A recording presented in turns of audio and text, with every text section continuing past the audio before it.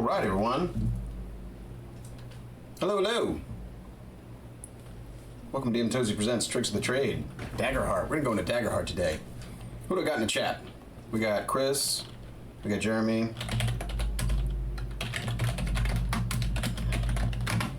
Hello, everyone so far. If you don't mind me, I'll be having a French 75. Yoink.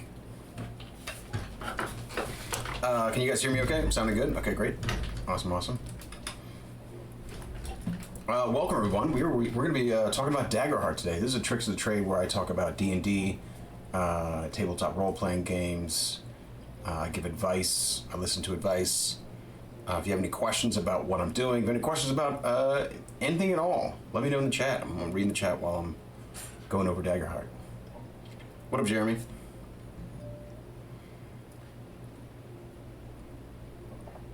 All right. That's delicious.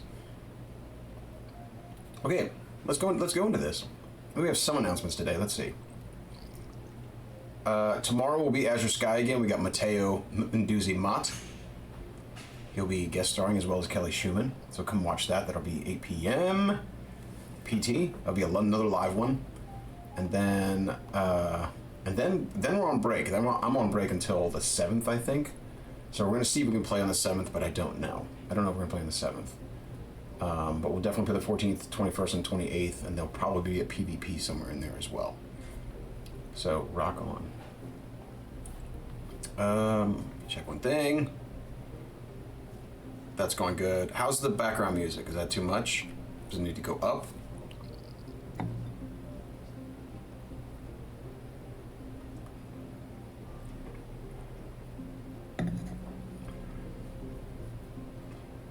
Anybody? Anyone? Bueller?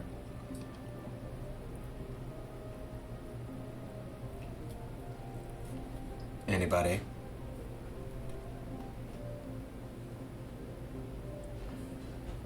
See, I'm on live. Yeah, okay. I'm gonna keep rocking and rolling unless you tell me something else. Sounding good? Okay.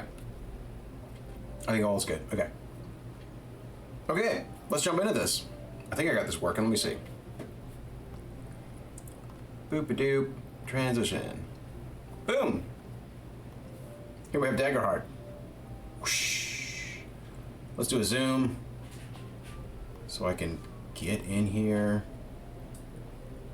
Zoom in.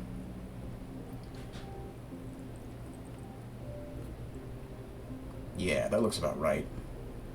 Okay, first off, the cover art is badass. Who the fuck is this dude? I don't know if you guys can see my pointer. Yeah, you can. Who is that? Anything with eyes right next to each other, like in an arachnid way, and then obviously rows of terrible teeth, is instantly terrifying. So that's Rat. Juxtaposed with like the opposite, which is like a beautiful elf princess, or probably looks like a badass wizard or something. And then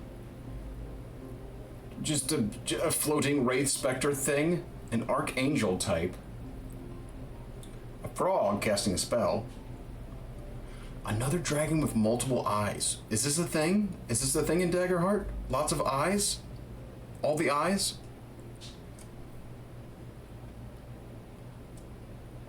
It's not a dragon. It looks like some type of arachnid, or God, what the hell is that? I don't know. I think hopefully there's a bestiary in this book. And then we have like a dwarven berserker type, or maybe just a dude berserker. And then we have some, wow, the foreground and back, like the sizes are like all over the place, which I kind of enjoy. And then we have like a warforged type, and then like a tiefling type, and then maybe another dwarf type. This is awesome. This is great. It's showing you a lot of weird stuff. It's saying fantasy, but it's also saying like, hey, we're doing our own thing. I think these guys are called ribbits. Yeah, something like that. All right, let's go into this. Let's talk about Daggerheart, because I know some things about this, but honestly, I don't know much. This is my first time reading this. So let's get into this. And thank you for, thank you my buddy Neil Aber for sending me this. Appreciate that. Alright, so we got the Daggerheart Press team. Welcome to Daggerheart. I think it will read some of this. Can you guys see? Do I need to zoom in more? Let's see if I zoom in more. Boop. Let's see if that works.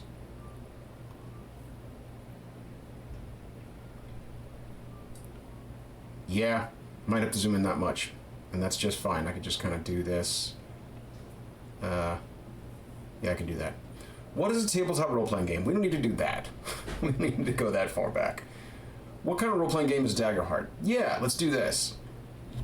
Daggerheart is a heroic narrative-focused experience that features combat as a prominent aspect of play. Okay, right away they're saying, like, story and combat. The system facilitates emotionally engaging player-driven stories punctuated by exciting battles and harrowing challenges. The game takes a fiction-first approach, encouraging players and GMs to act in good faith with one another and focus on the story they're telling rather than the complexity of the mechanics. Okay. Alright, so right away they're setting themselves off. They're setting themselves separate from, say, like a Pathfinder game. The rules provide structure when it's unclear how actions or moments will resolve within that story. The system takes a free-flowing approach to combat to avoid slowing the game down with granular rounds, and doesn't rely on grid-based movement from maps and minis. Okay. These aspects coalesce to create a game that allows for the terrain and map building that miniature-based systems are known for, while facilitating a streamlined narrative experience for players. I mean, it's great. It's very...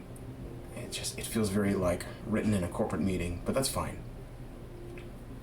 If you're looking for a TTRPG that tells heroic fantasy stories within a modern approach to mechanics, focus on both epic battles and emotionally narrative the characters who fought in them, you've come to the right place. Daggerheart also utilizes an asymmetrical design, meaning that it plays differently for the GM than it does for the players. Players roll 2 12-sided dice for their PC standard actions, including their attacks. The GM can make most moves without dice. What? But they roll a 20-sided dice. I didn't know this. 20-sided die for adversary moves that require a roll. Whoa.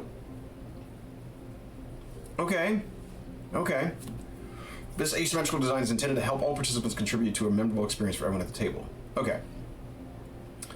In Daggerheart, you and your fellow players all take turns describing what your characters do. The GM determines the consequences of their actions, then guides the group into collaboratively evolving the narrative because of the consequences. When the rules call for it, when the situation demands, you roll the dice to inform what happens next. Depending on the result of the roll, the events in the ongoing story will unfold in new and unexpected ways. There's no winning or losing in Daggerheart in traditional gaming sense. But there is. There always is. The game is a collaborative storytelling experience where the goal is to play out an incredible story together. Even if the characters fail to achieve their goals, they lose. Make big mistakes or even die, they never lose. They do. If a character dies, the party can look for a way to bring them back to life. Or that player can make a new character for the party to meet along the journey. I'm joking, of course. I completely agree with this. If the group fails to stop the villain from enacting a terrible plan, they might face the consequences of that failure and try to make it right. If they succeed, they may triumphantly win the day, or they might anger or embolden an even stronger enemy who retaliates. No matter what happens during the story, as long as you're working together to create a narrative that is fun and exciting to everyone, you've already won. Well, tell that to the character who frickin' dies. Let's zoom out a little bit. Doop, doop, doop. Look at this dude. We got an orc fighting someone, and then like this is a dwarf looking at a wound and being like, hey wound, stop hurting so much. Cure wounds or something. Touchstones. Let me see if this, it's a little too, I need to zoom in. Okay, it's a little better. I can zoom in. Okay, this looks good. Okay. Okay. Touchstones are all these games they pulled inspiration from. Very cool. And then they're gonna... Okay. Books, Wheel of Time, Lord of the Rings, Wizard of the Earthsea, great. Films and television, Dragon Prince, Legend of Vox Machina, their own thing, cool. The Witcher, Guardians of the Galaxy, Dark Crystal's cool, okay. Video game, Borderlands, Dragon Age, Elder Scrolls, okay. Special appreciation. The Genesis system of Fantasy Flight Games was a major inspiration for the 2 axis results of duality dice. Cipher system, this is kind of cool, they're getting specific about why they appreciate them. Cipher system from Monty Cook Games and its GM intrusions pave the way for spending fear to interrupt a scene. Cool. Wizard of the Coast Dungeons & Dragons Advantage Disadvantage system was particularly inspirational on the dice mechanics of this game. Yeah. honestly, like if D&D 6e comes out and they don't find something better than advantage disadvantage, they should just keep it, because it's the best thing about 5e. Easily identifiable, easy to understand. Don't lose it. Don't throw that away if you don't have anything better. 13th Age for developed backgrounds that heavily inspired the experience mechanic. Whoa. Blades in the Dark from Evil Hat Productions and Apocalypse World. Okay, helps shape the narrative flow of the game. Okay. The Wild Sea from Mythopia Games. Publications and phenomenal section on Reaches provide inspiration for the campaign frames section of the book. Cool. Design of Wizards of the Coast Dungeons & Dragons 4th edition and the monster design of Flea Mortals from MCDM Productions inform the enemy types. Yeah, great. This is awesome. They're just taking like, oh, we'll take the best here and the best here and the great thing here and a cool thing here and just make it part of your game. Okay, here we go. Core mechanics. The dice players use in Daggerheart most commonly fall into two different categories: your duality dice and your damage dice. Duality dice are two different colored 12-sided dice, or D12s, that represent hope and fear. These dice embody the fate of the world and its effects on the character's success. Your damage dice correspond to the weapon or spell your character wields, expressing the deadliness of a successful attack. When you roll to see whether your character succeeds or fails at a task or a challenge, you roll your duality dice and take the sum of their results, and add any bonuses your character has to apply that to the action. If that total is equal to or higher than the difficulty set by the GM, your character succeeds. If it's lower, they fail. You also tell the GM whether your hope or fear die rolled higher, as the situation around you changes based on that result. Cool. Okay, so that's, okay, we're rolling two dice, hope and fear. Add them up, see which one's bigger. Cool. Sessions, campaigns. When the GM players gather to play Daggerheart, that game is called Session. Each session is a small story, and if the group plays more sessions, these small stories become part of a larger narrative known as campaign. Longer campaigns may be broken into arcs. Multiple sessions collectively focus on a specific part of the story. If overthrowing a corrupt ruler isn't a campaign, recruiting allies from a neighboring kingdom is an arc within that campaign. Okay. Alright, let's get to the good stuff. Oh, golden rule. Okay. The most important rule of Daggerheart is to make the game your own. The rules included in this book are designed to help you enjoy the experience at the table, but everyone has a different approach to interpreting rules and telling stories. The rules should never get in the way of a story you want to tell and characters you want to play or the adventures you want to have. As long as your group agrees, everything can be adjusted to fit your playstyle. If there's a rule you'd rather ignore or modify, feel free to implement any change with your table's consent. So this is Rule 0 with consent, with player consent. That's what that is. Rule 0, if you don't know what that is DM fiat. The DM decides all and decides which rules they want to use or not use. But this is an addendum of player consent. Rulings over rules. Same thing here, kind of. When playing Daggerheart, the GMs and players should always prioritize rulings over rules. If you don't like something, basically, you just kind of change it, or you ad hoc something while something's going on. I'm pretty sure that's what this is saying. Yeah, for example, Daggerheart has a weapon called a grappler. That's cool. That lets you pull a target close to you. If you try to use it to pull an entire castle, the weapon text doesn't forbid you from doing that, but it doesn't make sense within the narrative. Instead, the GM might rule you pull a few bricks out or pull yourself towards the wall instead. Cool. Similarly, if your character does something that would logically result in imminent death, such as diving into an active volcano without protection, you might not get to make one of Daggerheart's death moves, which normally give you control of your character's fate in their final moments. This kind of consequence should be made clear before the action is completed and should always follow the logic of the world. As a narrative-focused game, Daggerheart is not a place where technical, out-of-context interpretations of the rules are encouraged. Sweet. So they're basically saying here, like, keep the bad faith bullshit arguments out of here.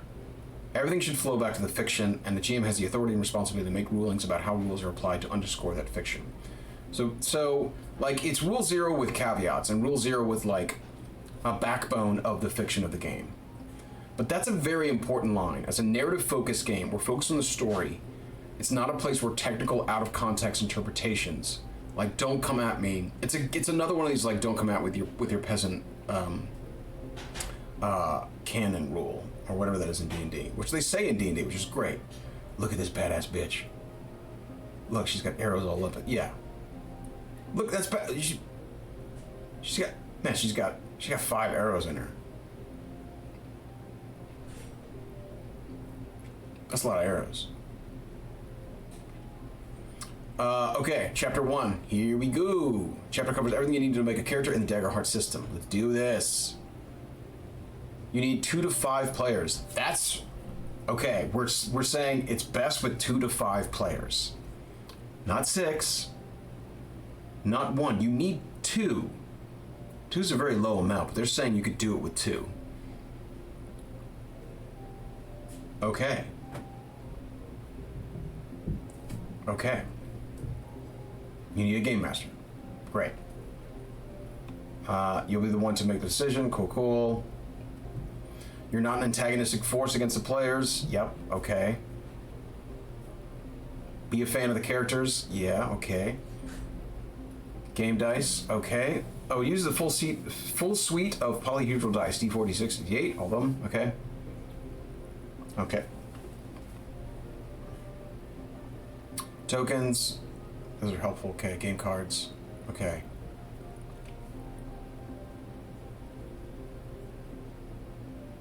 We recommend, okay, be a fan of your character and their journey. Spotlight your friends. Address the character and address the players. Build the world together. Play to find out what happens. Hold on gently. Hold on gently. Hold on gently. I like that. Use a gentle touch. We're not here to like bum rush the game. I love that. No one speaks like that. Hold on gently.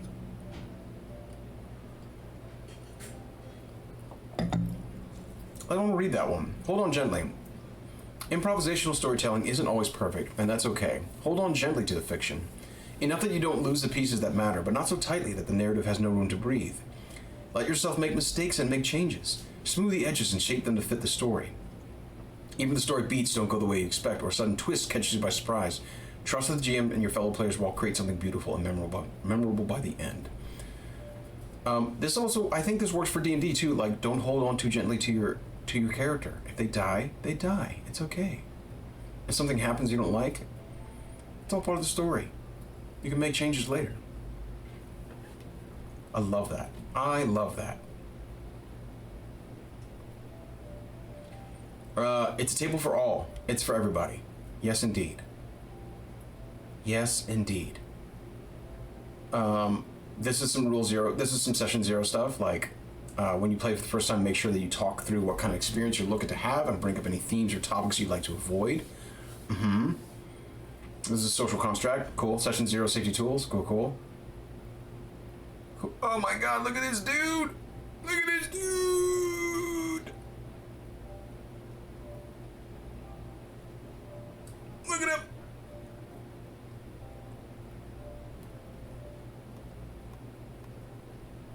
Oh, he's sharpening his sword. Oh my god. He's badass. This is I mean, it's called Tabaxi in D&D, but I don't know what they're calling it in Daggerheart. Alright, chapter 1. Here we go. The world overview.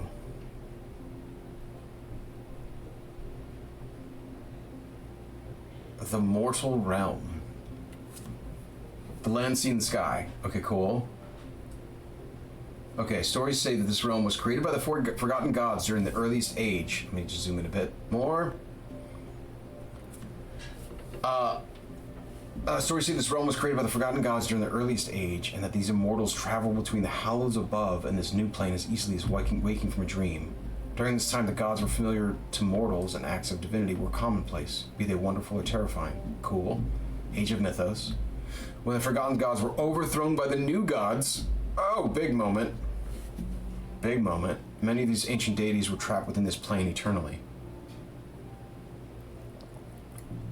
This realm was also occupied by the faint divinities, lesser deities created by both the forgotten and the new gods to oversee the mortal realm. Many are considered to be quite capricious, and although they're capricious, and though their spheres of influence are smaller than the gods who created them, they can greatly influence the lives of mortals. Okay, so you got like faint divinities. What a cool name. The hollows above. That is a very Matt Mercer way to say heaven. I mean, my God. The Howls Above are the collection of deific territories that once belonged to forgotten gods before the new gods claimed it at the end of the earliest age. Because this place is closely connected to most other realms, the gods residing here... what's up, bro? What's up, Ryan? Or Ryan, what's up, dude? Because this place is most connected with most other realms, the gods residing here can see and speak with the creatures of the mortal realm without leaving their domain, though those with whom the gods communicate may find their methods strange or obfuscated. There are ways by which the new gods can leave the Howls Above to occupy other realms, but in the current age they must also sacrifice something of personal importance to do so. It's rumored that this burden was necessitated by the desire to protect the Howls from the forgotten gods should they rise again, as the forgotten gods or any being from the mortal realm would also have to forfeit much to enter the Howls Above.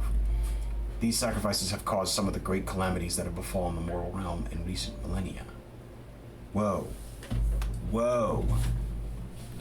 That's really cool. The Circles Below. Yeah. The Circles Below are a collection of lower realms where many forgotten gods, those who fought the most passionately during the uprising, were banished. Known as the Fallen Gods, these deities lost the divine war with the new gods during the earliest age and have since been deemed evil practitioners of tainted magic. Thus, the faint divinities who were banished alongside them are commonly referred to as demons, and those that descended from these creatures also bear the weight of that identifier. The Circles Below are considered places of corruption, destruction, and violence. Stories say this dominion is home to some of the most dangerous creatures in the core realms. Most other players have safeguards against fallen who wish to cross from the Circles Below. Within the mortal realm, the use of arcane magics in acts of great evil is said to open a temporary rift between the two planes, allowing fallen to pass through. The realms beyond! The cosmos holds many realms beyond these: the elemental lands, the astral realm, the Valley of Death, and countless others. Accessing and traversing these places from the mortal realm requires specialized knowledge and hard-learned skills. Still, some of the beings in the core realms guard these secrets closely and could be persuaded to share them for a price.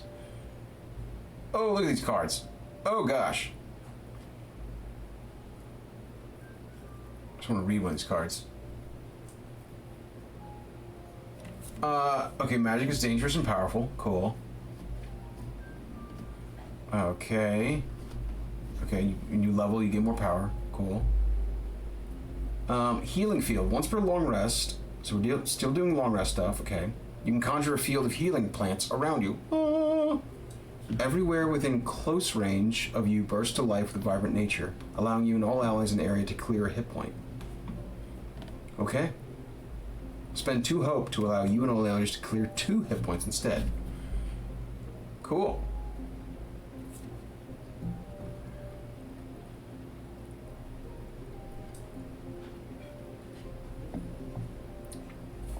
Jeremy says, I like the Titans in the Underworld. Helps make it more distant, mythical, abstracted, but always there, ready to mess with stuff. It also sounds like what it is, which I like. I really do like that.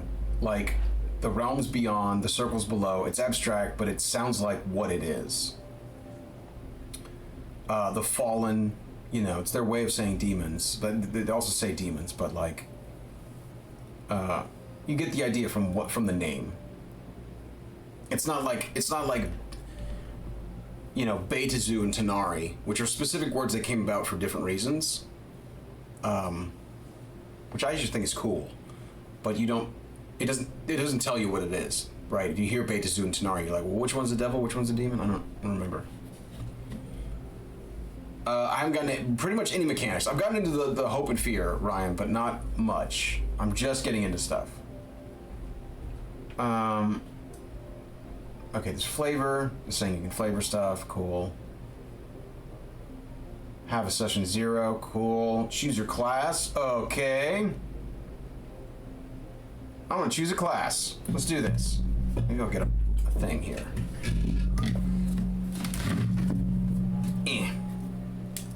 Let's choose a class.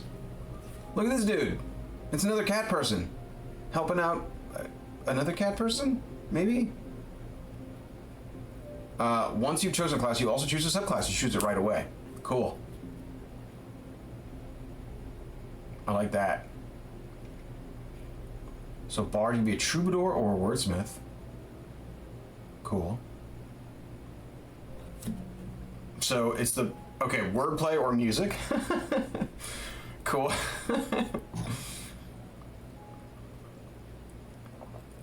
Druid, excellent. Druid, one of the least played classes, which is real sad, because it's awesome. At least in D&D. Warden of the Elements, natural elements of the wild. Warden of Renewal, so a healer class. They're just straight up saying like a healer druid. Guardian? What's a guardian? Stalwart or Vengeance. If you want to take heavy blows and keep fighting. So tank. If you want to strike enemies down and harm you or your allies. More of a DPS, okay. What is a guardian? Ranger, okay, ally, if you want an ally, or if you want to do it yourself. Wayfinder or Beastbound. Rogue. Nightwalker or Syndicate. Is it a pally? Is the Guardian pally? Is there not a pally? I guess it is. I guess it is their version's paladin. Yeah. Yeah. Nightwalker or Syndicate. If you want to manipulate shadows to maneuver through the environment. Or Syndicate if you want to have a web of contacts everywhere you go. So we can go Shadow Rogue, or we can go like, I guess more story rogue, like more of like a connections rogue. Okay. Seraph. Divine Wielder. I think Seraph sounds like more of a pally. Play the Winged Sentinel if you want to take flight and strike crushing blows from the sky. Very strong. I bet Winged Sentinel like just demolishes.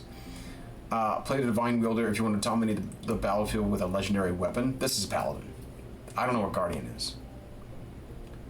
Guardian's just straight up tank.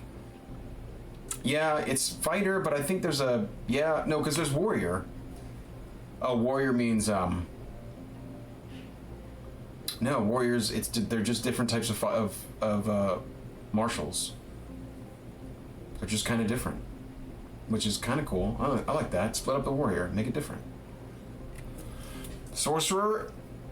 Elemental. Play the elemental origin. Channel raw power of a particular element. You get to pick. You want to be like an ice sorcerer. Or primal origin if you want to do more versatile. You want to kind of be everything. Okay. I'm gonna make a sorcerer.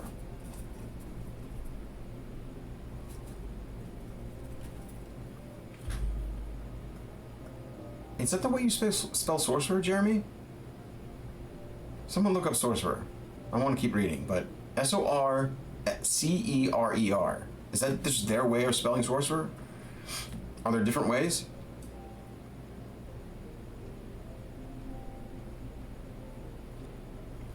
Anyway, warrior, call the brave or call the slayer. Sorcerer sometimes. I think, because D&D does the OR, right? I don't know. I can't remember now. It's like theater, R-E-R or E-R. Warrior, call the brave or call the slayer. Call the brave, you want to use the might of your enemies to fuel your own power. Whoa. Call the slayer if you want to strike down adversaries with immense force. Yeah, I mean, this is your big boy. This is your big boy double-handed weapon, dude. Wizards, you have wizards and sorcerers. Okay.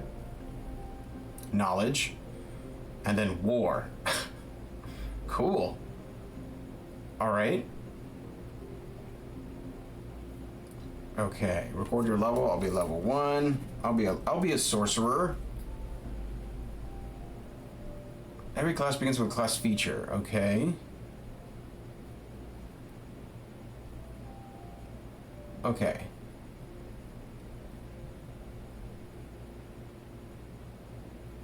Okay. So I get agility. Okay. All right. 1 second. Choose your ancestry, lineage. Okay. Clank. Clank is definitely a warforged. There's just the sound of it. Clank and Ribbit. It's just the sound of who they are. Simia is a monkey dude. Fairy, fawn, elf. Gallipa, Furbolg, Fungrel. Fungrel's a mushroom dude. Katari, that's the Tabaxis, Katari. They sound like what they are. I like that. I like that.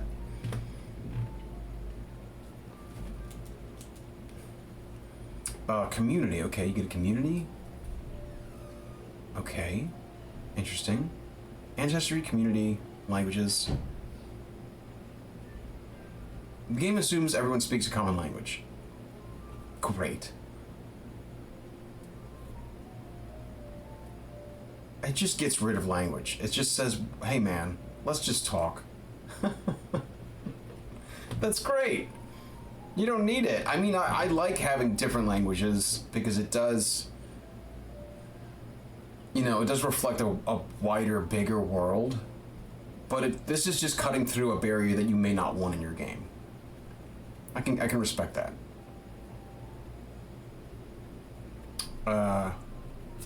Okay. Agility, sprint, leap, maneuver. Strength, lift, smash, grapple. Finesse, control, hide, tinker. Okay, so agility and finesse sound similar, but they're different. They're splitting hairs here for reasons. Finesse is the smaller agility. This is the accuracy, stealth, utmost control. The smaller, the microscopic agility, right?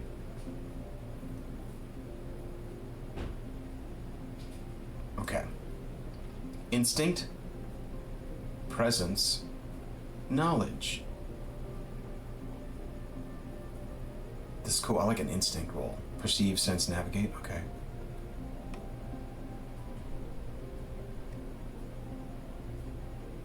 Look at this. This is another Qatari? Maybe? I don't know. Looks like a Qatari. Okay. In any order you wish, you get +2, +1, +1, +0, 0, -1. Okay. Does it tell you what you need for sorcerer, or doesn't tell you what you need? Doesn't tell you what aspect you need, or what agility, what a character trait you need. These are character traits, not abilities. Character traits. But you get a +2. Agility, strength, finesse, instinct, presence, and knowledge. Okay.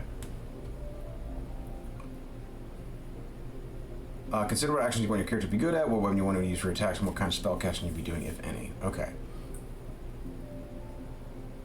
Okay, but there's a character guide that's going to tell you, like, here, you should probably do this. Okay, great.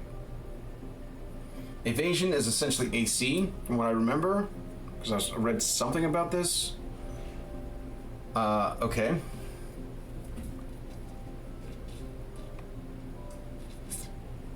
Okay. Hope and fear. Alright. Anytime you roll with hope on your duality dice, meaning your hope die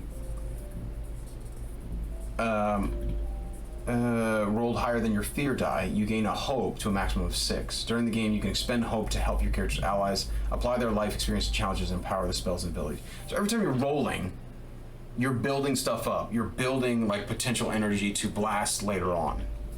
Okay, cool. If you instead roll with fear in your duality dice, meaning your fear die roll higher than your hope die, the GM gains a fear that they can spend on certain effects. Oh.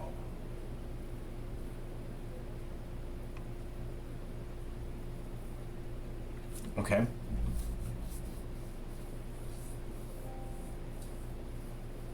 Character creation, you can choose either a two-handed primary weapon or a one-handed primary weapon and a one-handed secondary weapon, then equip them.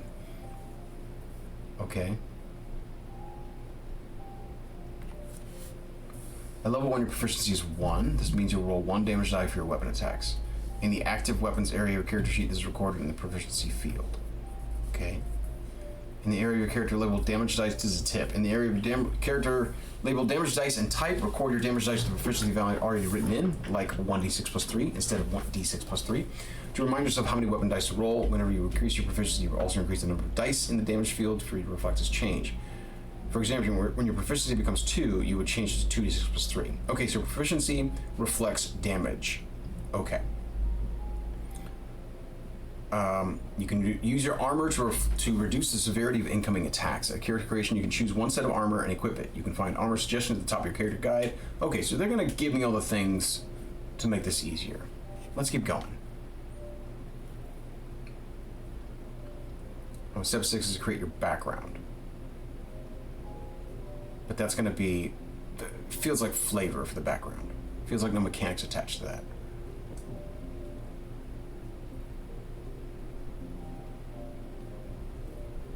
Choose starting items. Torch, 50 feet of rope. Handful of gold. Your choice of minor health potion or minor stamina potion. Cool. So there's health and stamina for hit points and stress. Okay. Very cool. Whoa! Check this dude out. Staff of Light.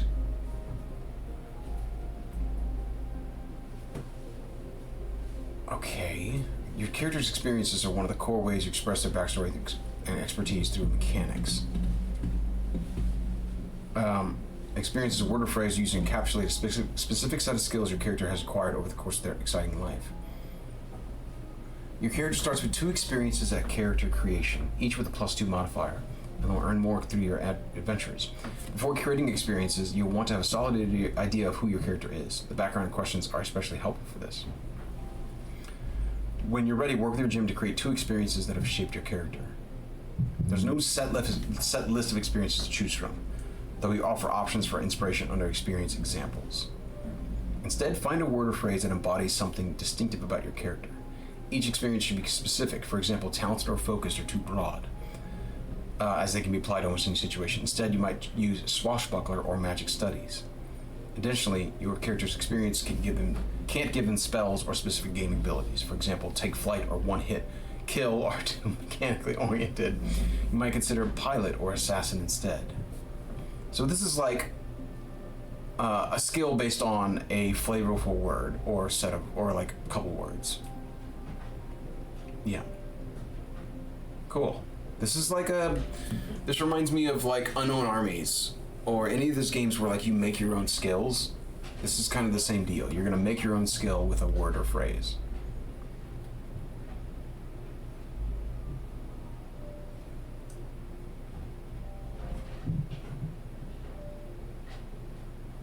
Let's go. Some examples are assassin, field medic, world traveler, acrobat, navigator, sharpshooter, light feet, quick hands, scavenger, tracker, catch me if you can. Knowledge is power, nature's friend, the show must go on, this is not a negotiation, wolf in sheep's clothing. Cool.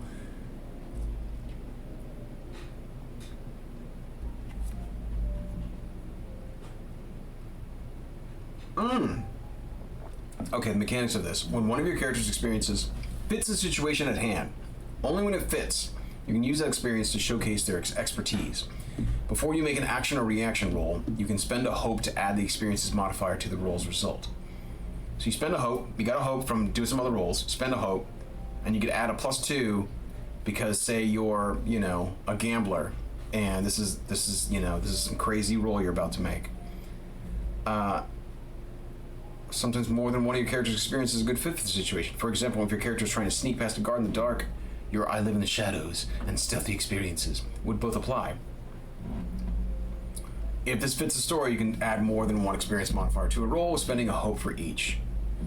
Oh, I can already feel the debate in this shit for but I can use both. And they don't really apply.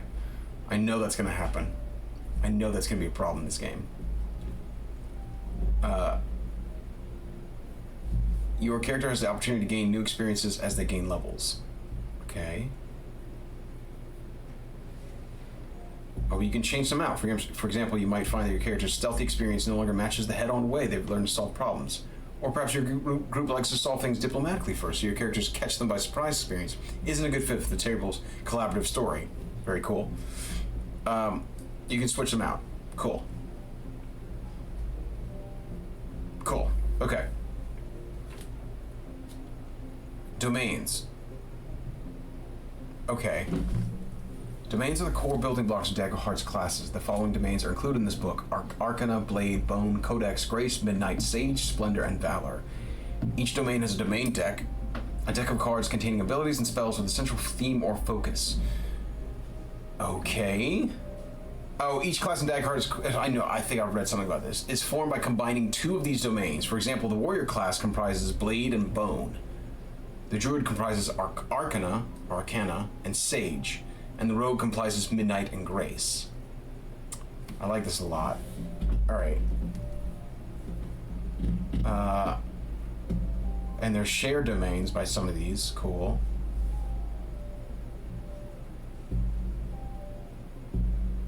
Whoa. Okay. Connections. Okay. Oh, example character. Oh, they have a sorcerer. I don't need to do this. Okay, so for the sorcerer, Arcana and Midnight, Marlowe Fairwind, Loreborn Elf, she, her, primal origin, 0 agility, -1 strength, +1 finesse, +2 instinct, +1 presence, and 0 knowledge. Okay. I don't know what you use for magic. I don't know if there is a primary trait for magic. 10 evasion, starts at 10, 3 armor.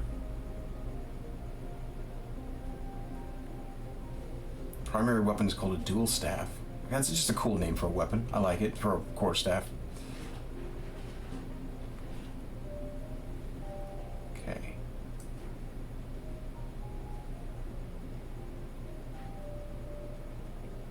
Volatile magic. Spend 3 hope to reroll any number of your damage dice on attack that deals magic damage. Experience. Royal Mage and not on my watch.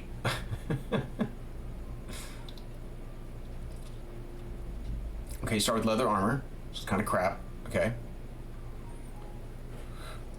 Okay.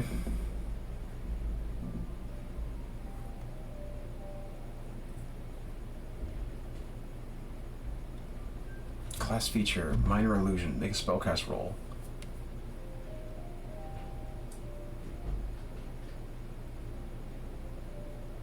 Okay.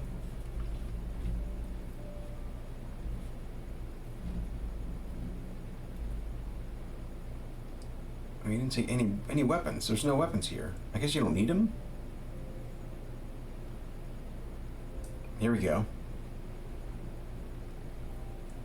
All right, let's see. So, oh, this is giving you all suggestions. Okay, this is nice. It's literally telling you what suggested traits to take, which is cool. You know, you can modify this, but I do like games that say like, this is probably for the best. You should just take this, but you can change things.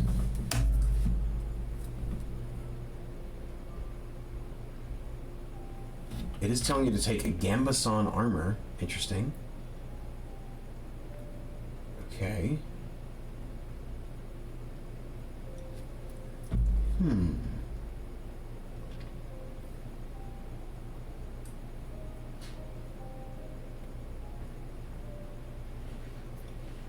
Okay. Whoa. Now we're getting a little crunchy here. Whoa. At tier 2, levels 2 through 4, levels 5 through 7, 8 through 10. I get, okay, this only goes to level 10. It just straight up only goes to level 10.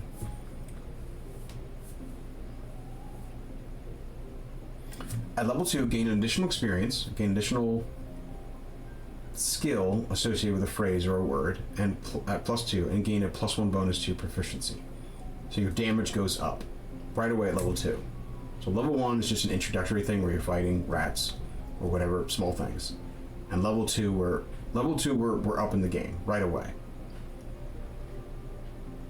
At level 5, gain additional experience at +2, and clear all marks on character traits.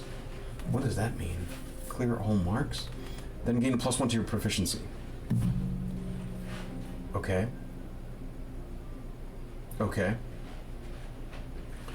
At level 8, gain additional experience, clear all marks, then gain a +1 to proficiency. Okay, so now we're at 2, 3, 4. We're at 4d whatever you're rolling for your damage at level 8 through 10. Okay. And the sorcerer is Arcana and Midnight? Is that what it said? Yeah. Arcana and Midnight. Okay. Because what kind of sorcerer is this? Primal Origin. This is the one that kind of takes doing everything with the sorcerer magic. Does it say spells? What do we do with spells? Do we have spells? What are we doing? What are we doing to hurt things? Just have a stick? I don't know. I don't know. Oh, look at this. This character description. Clothes that are ornate, body that's curvy, eyes like lilacs, skin the color of fine sand. Cool. You're just literally circling them. I like that. Just get it done. I like it.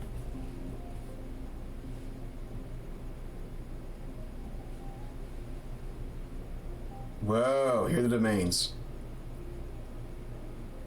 Okay. I must be midnight right here in Arcana. Okay. No, the other way. No, I'm right. This is midnight. This is Arcana. Okay. Okay. That's just a zoom down on a miniature picture of a miniature. We're playing around now, guys. We're having fun. Okay. Reading domain cards. Okay. Whoa. During character creation, as your character levels up, you gain increasingly powerful domain cards, which provide features you can utilize during your adventures. Some domain cards provide moves you can make, such as a unique attack roll or spell. Others offer passive effects, which always apply to you hold your card, new abilities to use using downtime or social encounters, or even one-time benefits. Alright, let's read this Rune Ward card. The 1 is the level. You can only choose 1 domain card of your level or lower. Okay, cool. 2 domain. So this is a Arcana. 3 is recall cost, the number in Lightning Bolt. And the top right of the card shows its recall cost. This doesn't affect your character creation, but once you reach level 5, you'll have more cards and space in your loadout, your set of 5 active cards. Whoa. Okay, so this is... Okay, so you only have so many cards to go. Cool, okay. You can only move an inactive card from your vault to your loadout during downtime, but you can mark a number of stress equal to a card's recall cost to swap it immediately. You just take, like, stress damage to take out different cards. And this one costs 0. Cool, because it's, like, pretty simple. Okay. 4 is the type. Is a spell. Spells are magical. Abilities mundane. Grimoires are unique to the codex. Okay. Alright. It's different. Okay. Feature. The text on the bottom half of the card describes its feature. Okay, let's read this one. Rune Ward. You have a deeply personal trinket that can be infused with protective magic and held as a ward by you or your ally. Describe what it is and why it's important to you. The ward's holder can spend a hope to reduce incoming damage by a d8. If the ward dies, result is 8. The ward's power ends after it reduces damage this turn. It can be recharged for free on your next rest. Okay, so you got a thing that can reduce some damage. Cool. You have to spend a hope to do it, though. Okay. So hope is just a thing you get and you're spending. It's just this resource you're constantly building up and spending. Cool. Class. Okay. Okay. We all know this. Okay, mastery feature. Cool. Bard. Let's go down to Sorcerer, because I want to see what's going on with the one that I wanted to pick. We'll go back down. I just want to read one just so I know what's going on. Whoa. Look at all this, though. Whoa. Whoa. I like how they have the things you can make. These are the beast form options. You transform into this beast form, and they tell you what the stats are right away. Great. Real simple. Great. Great, great, great. Look at this picture. This is a beautiful picture.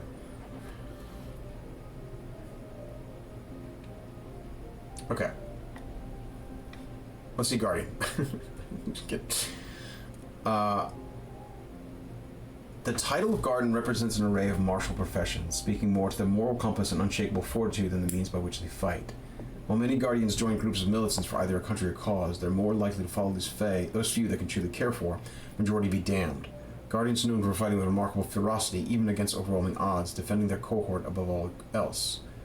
Woe betide those who harm the ally of a guardian, as the guardian will answer this injury in kind. So I think what they did is they got rid of barbarian, because there's some problems with like barbarian as it is. Like, what are you saying about the savage fighter when you call them a barbarian? So they're going in a different route to have a different melee version than, say, the Seraph, which is a paladin type. Now you have this guardian type, which has like a moral compass also associated with them, but it's more about like protecting someone else. I think. I can dig it. I can dig it. Yeah. Get away from my ward. Okay. Whoa! Whoa! Look how big that tiger is!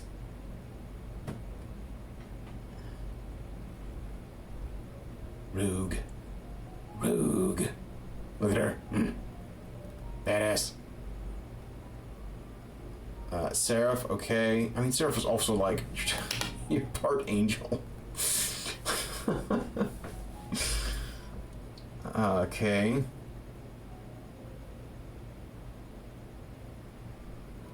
Yeah, I mean, this is your paladin. Okay. Sorcerer. Let's see what you get.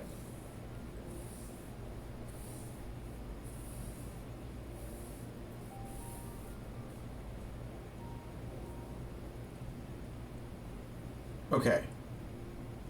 Let's do like elementals. Let's see what we got here. Instinct, spellcast trait, instinct. So you need good instinct. It's just telling you put +2 in instinct. Okay. Okay. Okay. Choose one of the following elements at character creation: air, earth, fire, lightning, water. You can shape this element into harmless effects. Additionally, spend a hope to describe how your control of this element helps an action roll you're about to make. Then either gain a +2 bonus to roll or a +3 bonus to the roll's damage. Cool.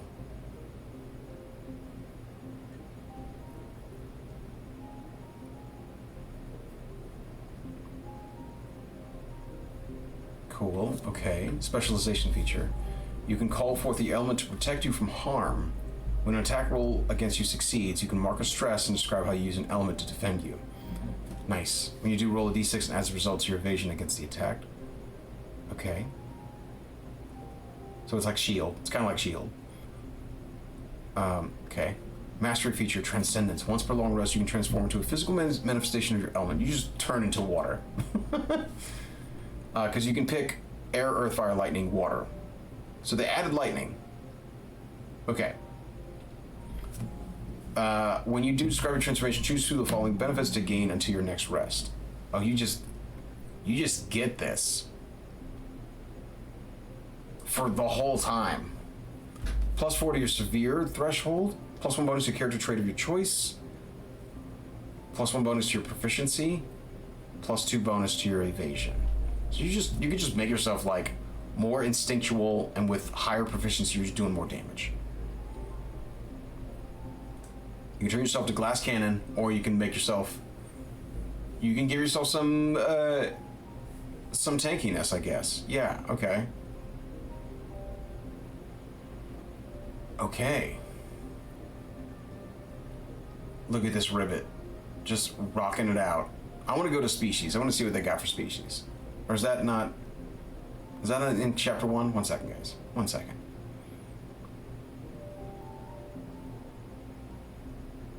Ancestry is 52. Let's go to 52.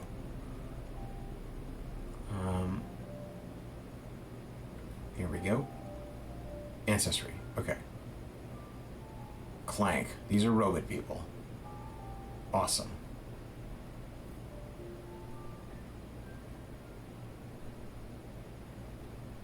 Purposeful design. You just basically get a +3 experience. That's cool. You have a purpose. You're good at it.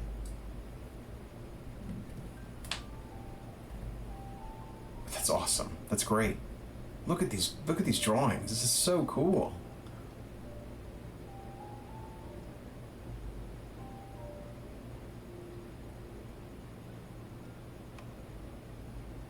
The art in this book is phenomenal.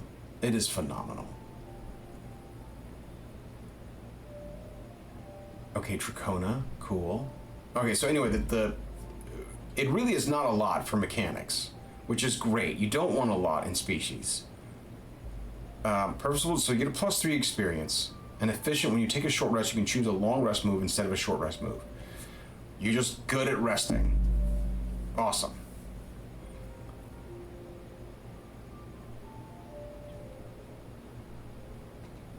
Dracona, okay, these are dragon people. Scales, when you would take severe damage, you can mark a stress to mark 1 fewer hit points. Okay, so you can use your stress to prevent damage. Cool. Elemental breath, choose an element for your breath, such as electricity, fire, or ice. Such as, or is it only those 3? You can use this breath against a target or group of targets within very close range, treating it as an instinct weapon that deals D8 magic damage using your proficiency. Okay.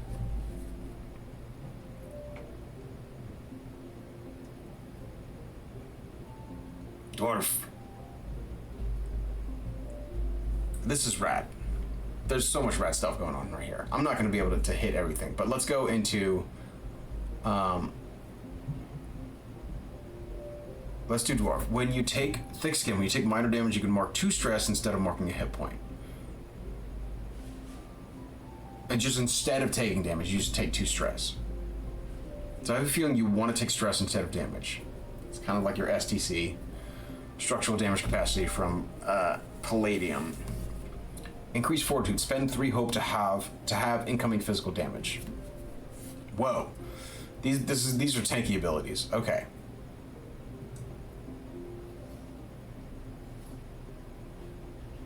Elves. Mark a stress to gain advantage on a reaction roll.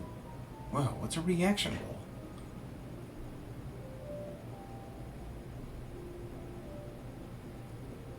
Celestial trance. During a rest, you can drop into a trance to choose an additional downtime move.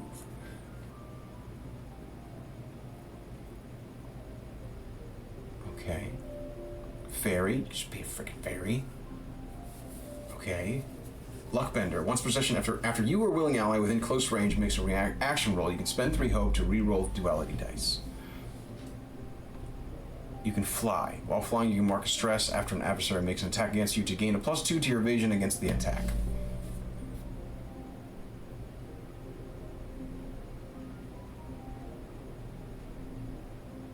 This art is incredible. It's just incredible.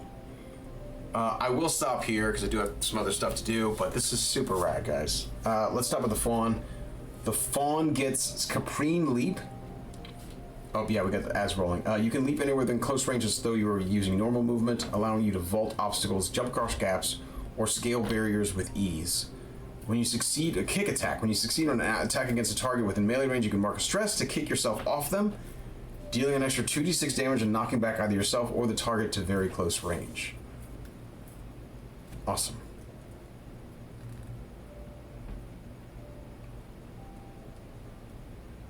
Cool. Oh, look at these furbolgs. All right, we're gonna stop here. I'm enjoying this a lot. I don't know if I'm gonna keep doing this. I think I will because I'm loving this. I want to see where this goes. I do want to see like some examples of play. I hope they have that somewhere in the book because it feels very different in terms of the approach. But yeah, we'll stop here. Thank you everybody for watching. We'll be back in July. I don't know when, but we're gonna keep doing Tricks of the Trade. Yeah, I'll see everybody next time. Thanks for watching. Please remember to resubscribe to the channel and tell your friends to come watch the show. We'll be back tomorrow with Azure Sky live at 8 p.m. Peace out, everyone. Peace.